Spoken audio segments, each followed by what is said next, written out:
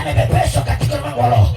Hilo ni mzigo linaitwa roho ya ulevi, lakini nataka nikwambie Yesu amekuja akutoe huo mzigo wa ulevi, akutoe huo mzigo wa uchawi, akutoe huo mzigo wa kahaba, akutoe huo mzigo wa dhambi. Haleluya! Yesu anakutaka kijana. Kuna mwingine anasema mimi kijana siwezi kuokoka, lakini usiku anajijua. Wacha wakitaka kufanya vikao wanamkalia, wakishamkalia wanasema ajenda namba moja, katoto kama mfani kamesoma shule tabidi kaishia form 2 kapewa mimba. Nataka nikwambie ukiokoka wachawi hawatakufanya kigoda cha mtaa. Unaamka mara kichwa kinauma, mara singo. Nataka nikwambie hautakaliwa na wachawi, hautakaliwa na mapepo, hautakaliwa na majini. Ndani yako hata mwanaume mmoja haitoe Kristo Yesu. Haleluya, haleluya.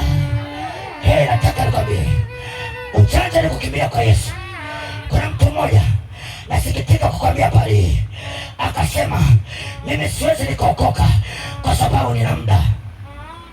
Akaweka mipango, alipovuka mwaka akasema kwanza bado sijajenga, lazima mwaka huu nijenge. Yes, ni wazo zuri. Akasema mwaka huu nataka nipone biashara. Akasema yes, ni wazo zuri, lakini nataka nikwambie mipango yako bila Yesu ni zero, sufuri. Haleluya.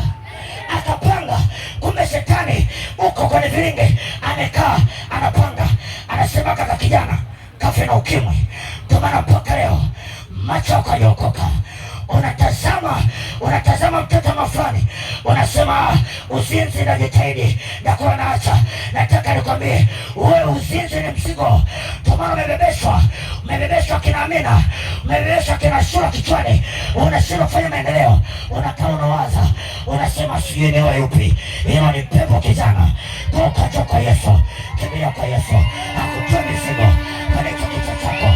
Ukimpata Yesu anakupa direction ya maisha. Ukimpata Yesu anakupa direction ya maisha. Haleluya. Alipanga mipango. Cha ajabu, yule mtu, unajua mipango yako bila Yesu ni sifuri mama. Mipango yako bila Yesu ni sifuri baba.